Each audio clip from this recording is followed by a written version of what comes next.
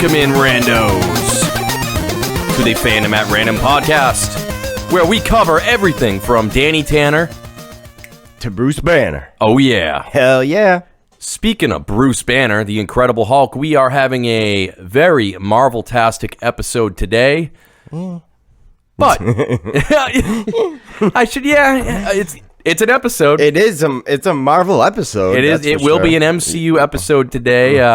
We'll reserve judgment, but we're doing a random review today on Marvel's Eternals, the latest film to drop in the MCU universe, and it's something. Are we eternally grateful or eternally regretful for watching this movie?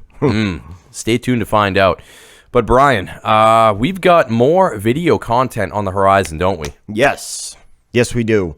I have a interview / co-host on a random review for Paranormal Activity coming up. Nice. Doing it Saturday night. Still haven't decided if I'm going to do it live or just record it and post it. I will update on the Instagram once I figure that out. But yeah, Les Geek on Instagram, LESGEEK. She's awesome, and she's not big time or anything, but she's really genuine with her reviews and all her opinions, and I like her a lot. I've been following her, so I reached out and I was like, hey, you want to come on? She's like, fuck yeah. I was like, fuck yeah. And we were That's like us. Yeah. I mean, if you're invested in it, you're honest, and you keep the content good, then, eventually the likes and views will follow. Yeah. Speaking of which, fandomatrandom.com if you want to like and also review us, which helps us immensely. If you want to hop on Apple Podcast, get us that 5-star review. We'd really appreciate it. Yes, please. But yeah, we're going to get right into shit today, Brian. What do you say? Let's get into it. Random review time.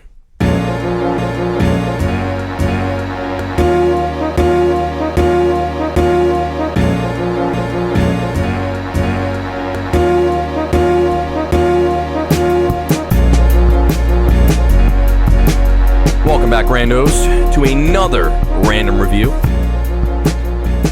And as we teased in the beginning, we will be covering Marvel's Eternals, the little film that could, that has probably, I don't even think it's an argument, probably the most star power when it came to casting. Oh yeah, out of MCU film that we've seen yet. Yeah, I think so. I mean, the list goes on between, Angelina Jolie, Salma Hayek, everyone. Yeah. Camille Nanjiani.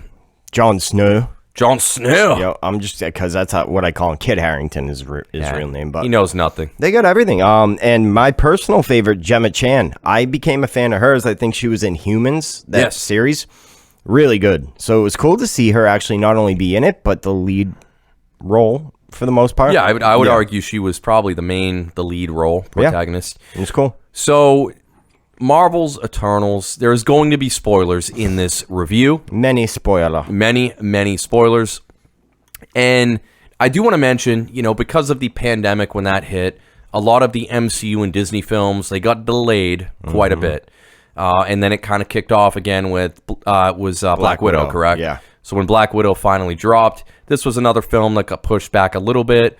But after this, we've got Hawkeye, the Hawkeye series on the horizon, coming to Disney Plus on November 24th. And then Spider-Man No Way Home coming on December 17th to kind of round out the end of the year with Marvel. Most hyped about that. So, this film was only in theaters. This was not on Disney Plus streaming, which we saw with some of the earlier films. And I'm curious if maybe that was some of the backlash from the Black Widow film lawsuit. Yeah, maybe. Because obviously we know Scarlett Johansson tried to sue the pants off of Disney when they ended up launching it on streaming as well. She felt that cut into her revenue stream. Yeah. Because she really wasn't getting a cut of that. And lo and behold, not long after that lawsuit dropped, Disney came out and said, okay, now everything's back in theaters. Yeah. I mean, dude, Angelina Jolie would only have to wave one of her gorgeous fingers and be like, that's wrong, and they're totally fucked. She has way more star power than Scarlett Johansson, so. Yeah, well, don't knock ScarJo, man. Oh, I'm not knocking her. I'm just she's got the power. Elevating Miss Jolie. She elevated something for me in this film. That's all I'm going to say. She did look good. But I will say, speaking of this film, this was a long-ass film. Yeah. I mean, if you're counting end credit scenes, which there was 2 of, you're talking almost a 3-hour runtime. This is like Lord of the Rings shit. They should have went the Dune way and split this either into 2 parts or a TV series. I agree completely. Way too much history and way too many characters to cram into a 1, even 3-hour long movie. Yeah, we'll talk about that soon. But in my opinion, they should have made it a Disney Plus series. Yes. Yeah. You know, I understand you have some pretty big star power in this, but they could have done, even if it was like a 6 to 8 episode run, leading up to the film, and then you could have like grown these characters' backstories, made us care about them a bit more. Would have helped out so much. Instead of trying to just shoehorn 10 plus characters in a film and in a roughly, you know, just shy of 3-hour runtime, make us care about them, make this, that, and it was a mess. But so speaking of mess. It's a mess. It's a mess. So speaking of this film being a mess, as of today, it's sitting at 47% from critics on Rotten Tomatoes. So it is certified not fresh. No. And it is the first MCU film to actually get the fruit fly. Got him. Sweet. I killed my friend. So it is, again, 47% on Rotten Tomatoes from critics, which is not good. Yeah. Critics are... In this case, I probably agree with them, but we'll get to that. But critics, I don't trust them anyway. So. But it's got around an 80% from the general public. I don't know if those numbers have been pumped or not, but even that is actually pretty damn low for a Marvel film. Yeah. So, talking about this film, and one of the things that was a literal head scratcher to me was that you had this film, and we knew, unless you're a Marvel aficionado, unless you've read the comics, if you've read Eternals, you know who these characters are somewhat. But if you're strictly just watching the films in the MCU universe and you don't know that much about them, you know, the MCU already had a movie mold to follow on this, which was Guardians of the Galaxy. Yeah. Has anyone read Eternals? Because I've never even heard of them before this movie. That's all I know. So. And, I mean, we've talked about it before, Randos. Brian and I, Marvel, we know much more about the MCU universe than we do the Marvel comics. Yes. I mean, I know the Spider-Man and Venom background pretty well with the comics. Yeah. But I'm just full DC, so. Yeah, Brian and I are much more plugged into the DC comic universe. We have been for a long time, but I don't know, man. I think they effed up because Guardians of the Galaxy did it right. Yes. You know, they had each one of these characters in the film, they introduced them more kind of one by one, gave them, you kind of learned a little bit about them, and it built up naturally through the film. Yeah. As they, kept coming together, getting the new characters, giving a little bit of backstory, learning the personality. In this, we didn't get any of that. It was more like straight into a flashback, and here's everybody. It just kept bouncing around, and then all of a sudden they'd drop a character for 30 minutes of the movie, only to come back and with no clear indication of why his motivations have changed, and it was really just bouncy, like back, forth, sideways. It was weird. Which was weird to see for a current Marvel film. Yeah. Because they've done really good with sticking to their formulas, and this definitely strayed from that. So much that, I don't know, we just mentioned DC. Yeah. This felt more like a DC movie. It felt, the first 3/4 of the movie felt DC to me. not even like shitting on the live action DC films, but just the overall aesthetic and vibe. It more felt like a DC movie. A little bit darker. The powers were a little bit less colorful, more realistic, if a power can be realistic. Even the movement and like the sword fighting and shit reminded me of Wonder Woman right off the bat with Angelina Jolie. Well, I mean, look at, if we're doing a comp right now to DC and like Heroes and Justice League, Icarus is Superman. Yep. Phastos is Cyborg. Druig is Martian Manhunter. Makari's Flash. Yeah. Thena is Wonder Woman. And it literally is like, they're all kind of like the B-list Justice League. There's even a joke in the movie. The kid's like, you're Superman. And I was sitting there thinking, like, wait a second. They're not trying to make it seem like they're in the same universe, but they are now. Yeah. They're making now we know for a fact this was actually a pretty. I'm glad you didn't gloss over this. We now know for a fact that the DC universe, the comic universe at least, exists in the MCU. Right. But I think more so as comics. Okay. And I think they were alluding to the fact that Superman, the comics in this universe, he's pretty much based off of Icarus. Yeah. Like the real life, like the legends in the stories, that they actually based Superman, the mythos, on Icarus. So it was kind of funny, like tongue-in-cheek, that the MCU would go so far to imply that. But at the same it is time, interesting. at the same time, it was like too on the nose. You didn't do enough with Icarus for it to be like, oh, it's pretty funny. It was more like, yeah, he's way too much like Superman. You know? Oh, straight up. Yeah, like you guys went a little too far, copy for copy. Straight up. So we talked about the beginning of this film, and I think it was a mistake to start this film with that flashback. Yeah. All of the, I don't know, man, the CGI. It didn't hit for me at all. It didn't hit for me. Like the action scenes throughout the film, I wasn't hugely impressed with. One scene that I kind of loved, and that's at the end, so we'll talk about it. But yeah, all the CGI was really stood out of place for me in this movie. And I mean, normally, like when you're in a film, and this was, I get it. The whole thing with them, they're Eternals. They've lived for thousands upon thousands of years on Earth, and you have to use flashbacks to portray that. But I didn't feel like any of that really added to the film. No. It just made it feel really like disjointed. And this is one of my big things. If they had separated this movie into one part where it's the first war and how they got there and everything like that ends there, and then we can current day, go up to current day, maybe get a few flashbacks of in between, but for the most part you can focus on each story and timeline. You know, that would have been the great way to do it. Start it when they first, arrive on Earth. Yeah. And the war against the deviants is beginning. And then you can slowly tick through history, and then the end of this film have it hitting current day. Right. And kind of seeing where they're all at. And then you actually then we may give a shit about a lot of these characters. Yeah, we could have got a lot more time with them. We could have actually made a connection with a lot of them.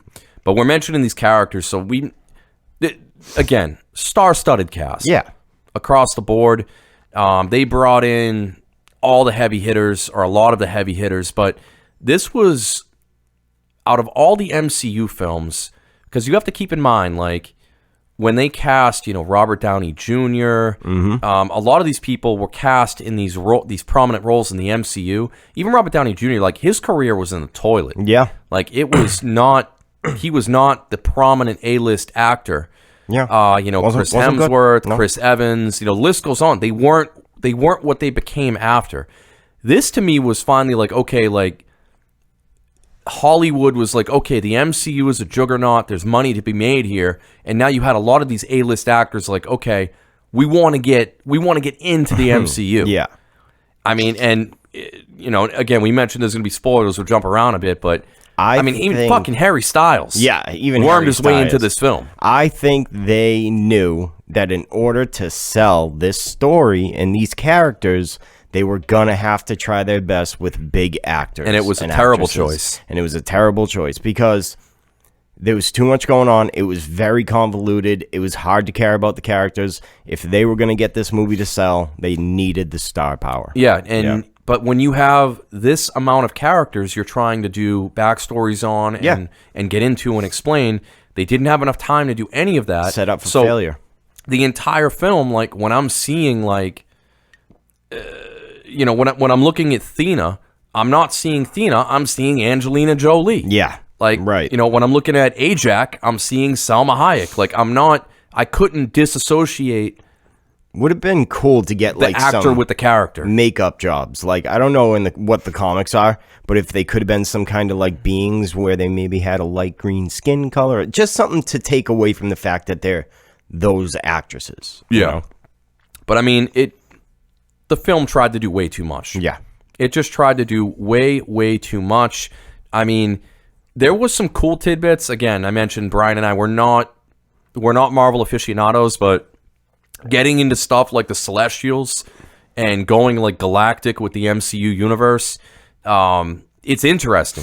It's definitely interesting, but like and I mean, these Celestials themselves, I mean, we're talking about like power creep in the MCU. Yeah. I mean, they're like, as far as I can tell, I mean, that is the most powerful thing we've seen so far in the MCU. And not only that, am I the only one seeing like a theme with rings ever since Shang-Chi came out?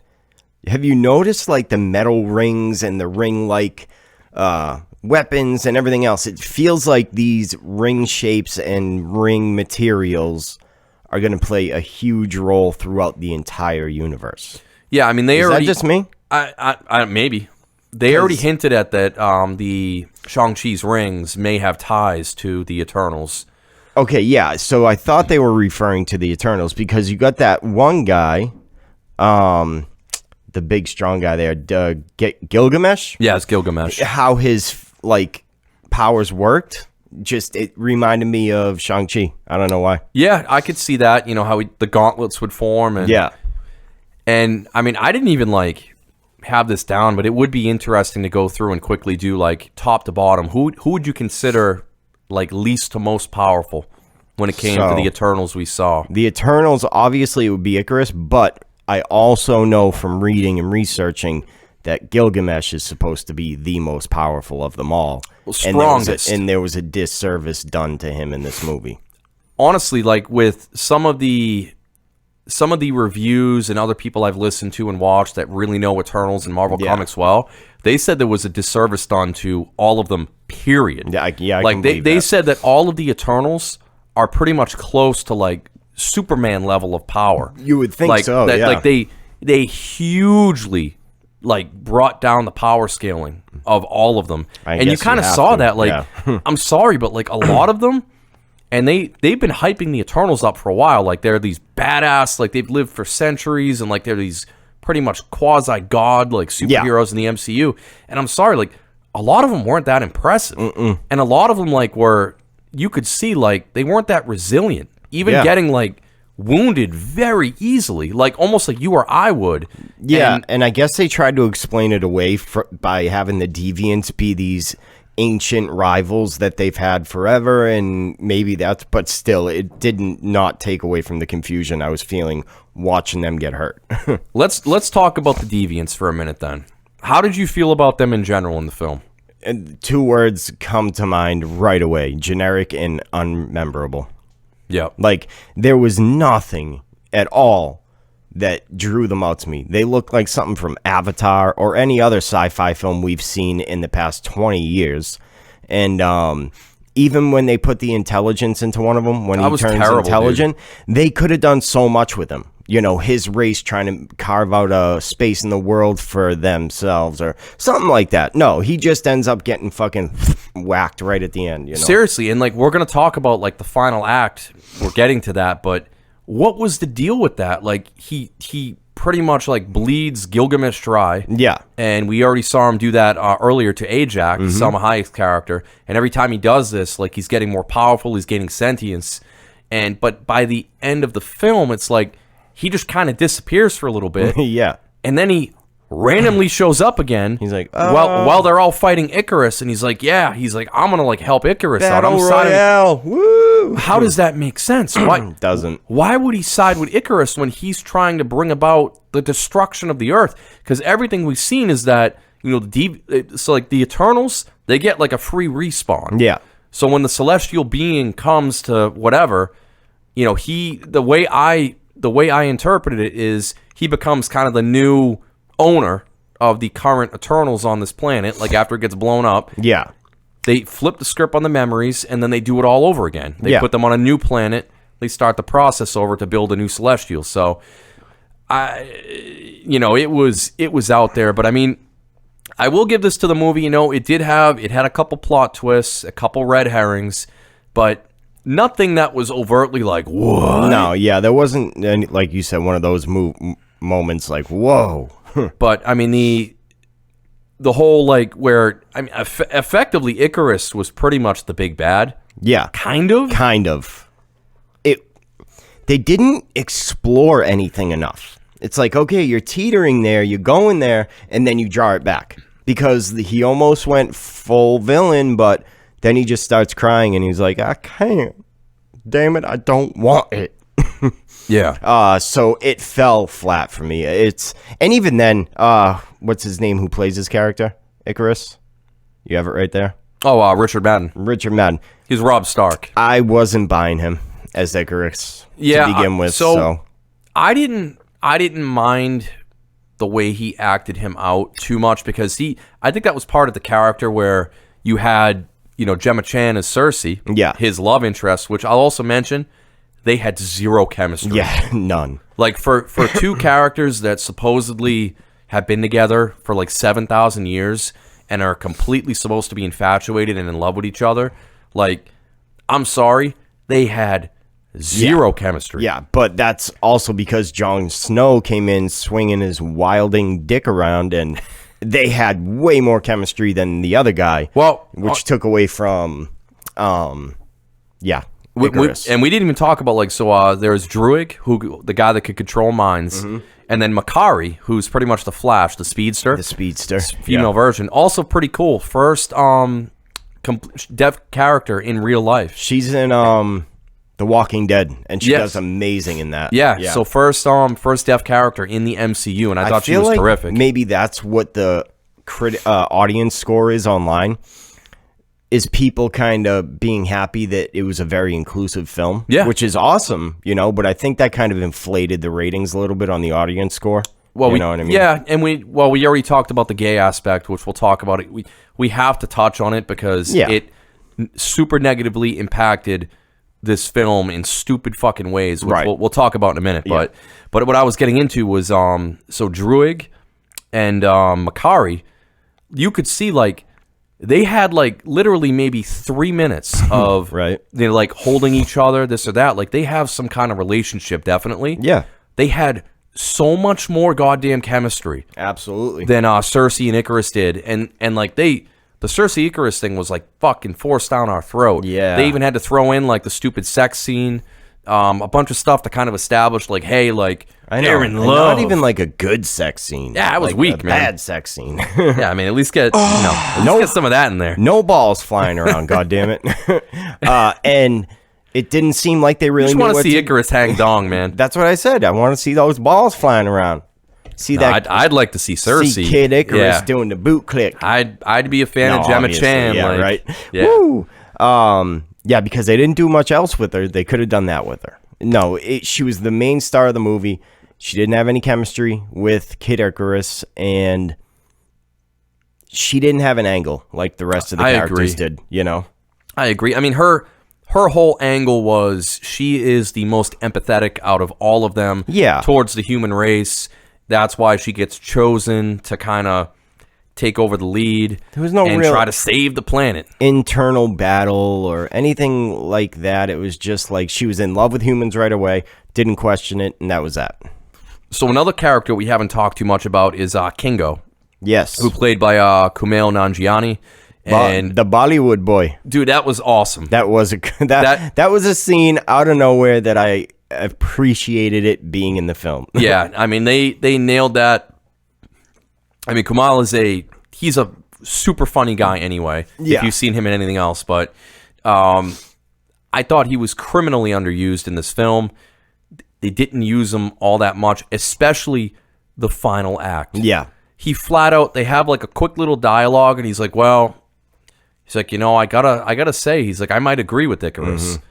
He's like, you're gonna, I understand there's 7 billion life forms on this planet, but by not letting this celestial being come to pass, you're talking about trillions of lives that potentially will never be created or born. Right. So, and he's just like, but I'm not going to fight you about it. I'm just going to bail. Yeah. And it was kind of a bummer. I was hoping he would have had a bigger role in the final act of the film instead of just, all right, peace, I'm out. Why not have him back Icarus a little bit and then in the middle of the fight, have him be like, I can't fight you guys. This isn't right. I don't agree with you, but I will not fight you anymore. It would have been a little more dramatic, and he would have been in the final act a little more, Yeah. Something like that. I'm not a writer, so I can't make that shit up, but somebody could have. And I don't know what it was, and you bring up writers. I don't know if it was the writer, the director. I almost want to more so say it's the editors in this film, but it just felt disjointed. Yeah. The whole film just felt very like the pacing was off. Pacing. And it wasn't that typical like, MCU, boom, boom, boom, boom, boom. Yeah, the time jumps really messed with me a lot. I think I went to get a drink one time, and I'm like, wait, where are we at now? If you missed one time jump, you had a hard time telling where you were. Yeah. But, I mean, I don't know, man. I thought the final act just kind of sucked in general. Was not a fan of the direction they went in. More so because I think they tried to cram way too much into this goddamn film. Absolutely. It's like they went from, boom to boom to boom. It's like we need to take out the deviants. Oh, no, shit. Now, Icarus is bad. Now we got to throw down with him. Right. And now, oh, shit, now there's a celestial that's being born that we have to stop. And it was just, I don't know. It was too much So the crammed celestial being is, what's his face, right? Who? The six-dotted man? The Galactica-looking guy? Galactus? Yeah. No. Okay. Because Actually, I that got lost on the is- celestial being type thing. Yeah, so the Celestials they're like the preeminent, like, upper, like, godlike life forms in the Marvel Universe. Okay. That kind of like they're omnipotent, they're like all powerful, they kind of create. Okay, so they create life, kind of? Yes. All right. And that was the thing, like, that had me scratching my head, too. Like, this all-powerful celestial being, which was, what's his name again? I'm going to look right here. Arishem. Yeah, Arishem. So Arishem is the one that That's what I was talking about. They talk to and they follow. That's the being that sent them to Earth. And it was one of the big, like, plot twists. You find out that he created the deviants. Yes. And then he was like, oh, no, I made a mistake. Yeah. But, dude, and it's he like created the Eternals. The Eternals, yes. Yeah. But it's like he's supposed to be like this all-powerful being, and it's like, oops. Shit, burnt one. Gotta get rid of them. So it was really weird. And honestly, he could be a terrifying villain. I don't know if it was me, but at the ending... Well, first of all, let me talk about this battle real quick, because besides Quicksilver and X-Men... This is the best speedster battle adaptation that I've seen on film, I think. Yeah, it was good. The CGI still wasn't there, but it was awesome seeing a speedster take on somebody like a Superman-level power, because speed really is fucking just as good as strength in some situations. Yeah, sometimes better, depending on how you can But use it. I loved that, and not only that, but when Sprite gets donkey punched in the back of the fucking head out of nowhere, I couldn't stop laughing. Just two moments that stood out to me, and a shitty ending.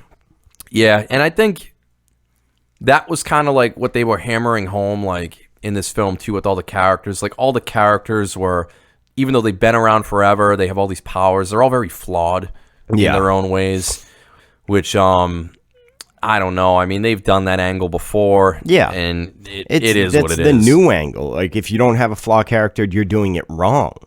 But I think they could have lessened the CGI and battle effects a little bit and dived more into, like, the humanity storyline, the cosmic storyline. You know, shit that makes you think, not just shit we want to see blow up on screen. I'm not going to lie, though. I did laugh towards the end of the film, Icarus. Oh, my God, dude. Icarus just getting up and literally really flying into the sun. Oh, he flew too close to the sun. Literally.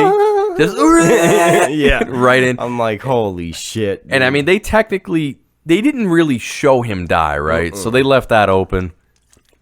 Yeah, I mean, technically, Superman absorbs the power of the sun. He would be like fucking Super Saiyan at that point. But we didn't see him actually go... It's over 9,000! He's alive. Of course he's alive. I think he's alive, too. I mean, I don't think they're going to kill him off that quickly. But then you get to the end of the film, and it's like, they end up killing the Celestial. Yeah. Turning him to marble. Yeah. Does that equate killing him? They alluded to the fact that they killed him. Okay. All right. And that, in turn, leads to the fact that, I mean, they effectively, like... killed like trillions or zillions of people that will now never be created because the Celestial will never come to be, all to save that current, Earth and that current universe. And this just goes to show how lost I was in this movie sometimes. And the Celestial is born from the energy from a population being decimated. Was that what it was? So they draw their energy and power off of sentient, intelligent life. Right. And I think that's why initially, what's his face, Arishem, he made the deviants to go and take out non-intelligent life on these planets so that only intelligent life would thrive. Unfortunately, the deviants evolved and they started feeding on intelligent life as well and everything, and they kept evolving. And then he's like, I fucked up. I need to make the Eternals to go kill these things. You put some fucking scrambled hamburger in the water and then a prime rib. The shark's going to eat that prime rib eventually. That's true. Can we also, before we wrap up on the ending here, talk about the blip? Because that's a big thing. The reason they weren't blipped is because they're robots, essentially. Yeah, they're artificially created beings. But does that make sense to you? Because in my take on Thanos' every living being in the universe, that means anything sentient that can think for themselves. I mean, you're splitting hairs at this point. I mean, because you're looking at two different things. Like what defines what the Infinity Stone dictates as a living being. Just seemed convenient. I mean, they're also technically, they were technically made by a being that trumps the Infinity Stone power. Yeah. That we know of. Yeah. But yeah, I get what you're saying. Yeah, it was I get what you're saying. It could be argued. I thought they'd have a little more of a solid reason, but yeah, it was good enough, I guess. All right, any characters we didn't talk about that you want to talk about? I mean, I know we glossed over him, but Kit Harington, Jon Snow as Dane Whitman. Who's he supposed to be? So he's eventually going to be, I believe it's Black Knight. Black Knight. Okay, because he has this ebony blade. It's a black blade scene. Okay. Yeah, which it's a magical blade that's been passed down from generation to generation in his family, and it bestows the user with powers and abilities. Okay. And that's why he was hinting at the end when he's talking to Cersei. He's like, no more secrets. He's like, I have something I need to tell you. Yeah. Yep. And I think he was leading into the fact that his family line, it's mystical and magical beings. And a quick thing, we get to see that, in the end, there's 2 end credit scenes. Yeah. And it's in the second end credit scene, you see him going up to the sword. He's getting ready to touch it. And then you hear actually hear a voice. Are you sure you're ready for that? Yeah, saying, are you ready for that? And that's actually, it's Mahershala Ali who's going to play Blade. That's actually his voice, which means Blade is in the room. Yeah. So, I mean, we know Blade is coming into this universe anyway. Yeah. It was curious that they didn't show him, but it was his voice saying it. Well, Morbius has got to be the launching pad for Blade. I would the living imagine. vampire. But I mean, the Morbius film technically isn't in the MCU. It's a Sony film. Yeah, but at the same time, isn't Morbius the one who made Blade a vampire? No, it wasn't. No, I thought I heard that. No, Frost is the one that You sure? Yeah, 100%. Michael Morbius came way later. Okay. Yeah. Trust me, Brian. I know he's Googling it. Normally I believe Edward over here, but I get a little doubt for you can Google it. You're wrong. You're wrong. Just accept it. Wrong. But it was interesting to see them bring that in at the end. And then the other end credit scene we got before that, we got to see it was Druig and Makari were on the ship, and they were pretty much going out into the galaxy. Was there anybody else with them? Druig, Makari. Athena was there too, right? Yeah. Didn't Athena go with them? When Thor's brother came up? Yeah. It was Athena, Druig, Makari, and it wasn't Thor's brother, it was Thanos' brother. Thanos' brother, sorry. Nope. I don't think. Played by. I feel like, yeah. Harry Styles! What a decision that was. I don't know, man. That's what I mean. Like, this whole film, I felt like there was a bunch of just, like dude, really A-list or powerful celebrities that were like, hey, I want to be in a Marvel film. looks like they wanted a new Loki. Like, you can't tell me he walked up and you didn't think that's going to be a second Loki. What I mean by that is the charismatic, gender fluid, like androgynous, star, you know. Yeah, and a little bit of reading too. And randos, if you want, you can comment after we post this because I'd be curious, especially if you're a Marvel aficionado and you know Eternals better than we do. But a little bit of the lore that I've read and looking into, apparently Thanos is an Eternal. At least in what I read, that Thanos is an Eternal. So as well as his brother. I read a lot of comics around the Infinity War storyline. I think you're right. I think it is brought up at one point. They mention him being something else like an Eternal or something like that. So, you talk about power scaling, and it would make sense because he is a super powerful being. Yeah. But, yeah, I don't know. I'll have to research that a little bit more. Which would further complicate the blip because wasn't Thanos blipped out? At the very end, yeah. Just saying. Yeah, by, saying. I am Iron Man. Yeah. 3,000. But so yeah, and then Pip the troll. I didn't like him. I didn't like him. Patton Oswalt voices him, by the way. I was like, didn't like it. I mean, it was that at that moment I was like, all right, here's like the Guardians of the Galaxy kind of span, like the comic relief character, right, coming in with Pip the Troll, but that's when they alluded to, I guess there are other Eternals out there, right? Like maybe a shit ton of them, yeah. And I'm guessing we're gonna meet a lot more of them when they make future films, but I don't know. Yeah, I don't know, man. I think they'll try and make another film. I think they missed their opportunity, though. They really should have split it into 2 movies and then introduced. They could have had something big, but 2 movies bare minimum. Yeah, it should have been a Disney Plus series. Yeah, they could have taken Disney Plus, even if they made it like 10 or so episodes, and every episode introduce 1, maybe 2 characters. Yeah, and just build it all the way through. Right way to go, right up to the film, but. Yeah, I mean, I wouldn't be surprised if, like, Angelina Jolie was like, I am not a TV woman. Could be. But I think this was the first film in quite a while that Marvel, Disney by extension, was kind of like, I don't know, maybe like guilty of their own hubris or just sniffing their own farts. I think they flew too close to the sun on this one. Yes. Perfect.